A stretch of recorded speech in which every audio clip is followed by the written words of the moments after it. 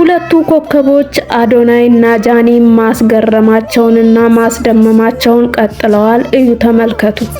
አሁን እነዚህ ልጆች እነሱን በማግኘታቸው እንዴት ደስ እንዳላቸው በጣም ደስ ብሏቸዋል። ልጆቹ የአዶናይን እጅ እንዴት እየያዙት እንደሆነ፣ እንዴት እየሳሙት እንደሆነ። ሰላም ሰላም፣ የተወደዳችሁ የሀገሬ ልጆች ሰላምታዬ በያላችሁበት የዓለም ዳርቻ ድረስ እንዴት ናችሁ? እኔ በጣም ደህና ነኝ። በዛሬው ቪዲዮም እናንተን ዘና ያረጋሉ እንዲሁም ደግሞ ብታዋቸው ብትሰሟቸው ሀሳባችሁን ብታጋሩባቸው ያልኳቸውን የተመራረጡ አዳዲስ ጉዳዮች ይዤላችሁ ቀርቤያለሁ። እስከ ቪዲዮ ፍጻሜ አብራችሁን ቆዩ። እንዲሁም ደግሞ ቪዲዮን ከወደዳችሁ ሰብስክራይብ እያደረጋችሁ የቻናሌ ቤተሰብ ሁኑ። ወደ ቪዲዮዎቹ ስናልፍ እኔ በዚህ ሰዓት ቲክቶክ ላይ በቃ ሲጀመር ማየው የአዶናይና የጃኒን ቪዲዮ ነው የሚመጣልኝም በብዛት እና በቃ ጥሩ ነገር እየሰሩ ከቤተሰቦቻቸው ጀምሮ ቤተሰቦቻቸውን እያስደሰቱ ስራ እያስጀመሩ ታናናሾቻቸውን ዩቲዩብ ቲክቶክ እያስጀመሩ የራሳቸውን እውቅና ተጠቅመው እነሱንም ወደፊት እያመጡ ያሉ ሌሎቹን ሰዎች እያገኙና በየቀኑ እያስደሰቱ ያሉ ሰው ሆነው የተገኙ በዚህ ሰዓት ሌሎችን ቲክቶከሮች አልነካሁም፣ ግን በዚህ ሰዓት እያየኋቸው ያለሁት እያስገረሙኝም ያሉት ተመሳሳይ ስራ መልካም ስራ እየሰሩ ያሉት። በእርግጥ እንደዚህ አይነት ስራን አንዳንዴ ቢሰራም በደንብ የጀመረው አዶናይ ነው። ጃኒ ደግሞ ልክ እንደ አዶናይ አይነት ቪዲዮ መስራቷ ምን እንደሚያሳየኝ ታውቃላችሁ? አዶናይ ጃኒ በጣም ልበቅን መሆኗ ግብዝ አለመሆኗን ነው። ምክንያቱም አንዳንድ ሰዎች በጣም ጥሩ ስራ እየተሰራ እያወቁ የእንደዛ አይነት ስራ መስራት ጥሩ መሆኑን እያወቁ ግን ከንትና እየሽባላለው እኔ ማለት ዝቅ ያሉ ይመስላቸዋል ከሌላ ሰው ጥሩ ነገርን አይቶ መስራት እና ጃኒ በቃ የአዶናይን አይነት አሁን ቤተሰብን ማስተዋወቅ ቤተሰቦቿን የተለያዩ ነገር በቃ ጥሩ ነገር ስታደርግ ማሳየትን እንደዚህ ደግሞ እየሄደች ልጆች በፊት አታገኝም እያልኩ አይደለም፣ ግን አሁን ደግሞ በተሻለ ሁኔታ መቀጠሏ የአዶናይና አይነቶች ቪዲዮ መስራት መቀጠሏ በጣም ልበቅንና ትሁት መሆኗን ነው እኔ ያየሁበት። እንዳልኳችሁ ሰዎች ጥሩ ነገር እየተሰራ የሆነ ሰው ጥሩ ነገር እየሰራ እያዩ የሚሰራው ነገር መስራት እንዳለባቸው እያወቁ ግን ከንትና እያችሁ እንባላለን ወይም ደግሞ በቃ ዝቅ እንላለን ይሉና መስራት እየፈለጉ ይተውታል። እሷ ግን በቃ ወደፊት ነው የምትራመደው። ጃኒ በጣም በፍጥነት ወደፊት ነው የምትራመደው።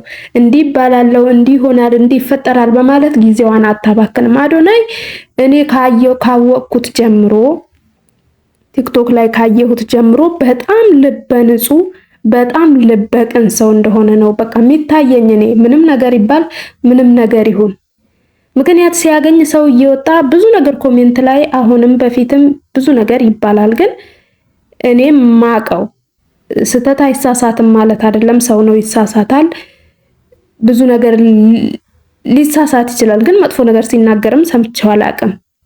ግን ከነስተቱ አዶናይ እኔ ልበ ንጹህ መሆኑን 100% በቃ እርግጠኛ መሆንበት ሰው ነውና መማር የሚችል ሰው ከአዶናይ በጣም ብዙ ነገር መማር ይችላል። አሁን ጃኒ ኮከብ ናት። እሷም በጣም ብዙ ተከታይ ያላት በጣም ብዙ ከሷ በታች ያሉትን ከሷ በላይ ያሉትንም ማስተማር የምትችል ሰው ሆና ግን አዶናይ ጥሩ ነገር ሲያሳይ እሷም ያንን ተከትላ ትሰራለች። ያ ማለት መኮረጃ አይደለም ልበቅንነት ነው የሚባለውና እኔ አዶናይና ጃኒ በዚህ ሰዓት በጣም እያስገረሙኝ ነው። በነገራችን ላይ እንደዚህ የምንል ሰዎች አለን። ሃይማኖት ላይ ጠንካራ ይሆን ምናምን ላይ በቃ የሆነ ጠንካራ ይሆን ደስ የምንል ሰዎች አለን። ግን የጥንካሬ በቃ ጥጉ ምን እንደሆነ ታውቃላችሁ? ለሰዎች መድረስ ነው። ሰዎችን ማስደሰት፣ ሰዎችን ማሳቅ። ምክንያቱም ፈጣሪ በአካል አይመጣም። ፈጣሪ ያዘዘንን ነገር የምናደርገው በሰዎች ላይ ነው።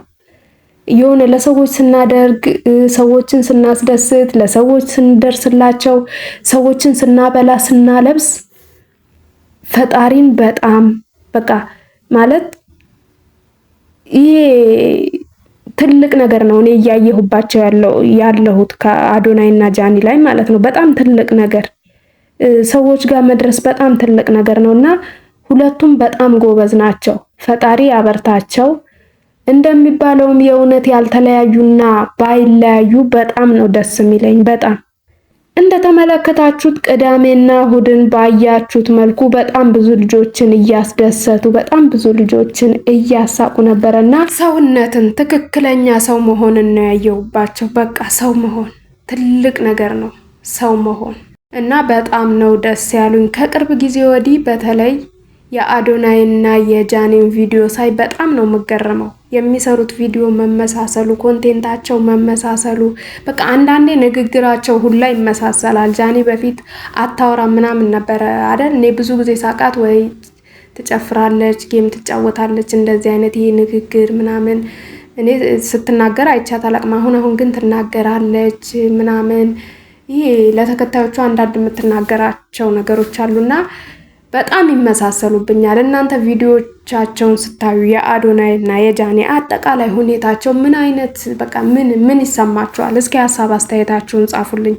የተወደዳችሁ የሀገሬ ልጆች አብራችሁኝ ስለቆያችሁ ልባዊ ምስጋና በያላችሁበት የዓለም ዳርቻ ድረስ። ቪዲዮውን ከወደዳችሁት ሰብስክራይብ ማድረጋችሁን እንዳትረሱ። በቀጣይ ቪዲዮ እስከምንገናኝ መልካም ጊዜ መልካም ቆይታ ይሆንላችሁ።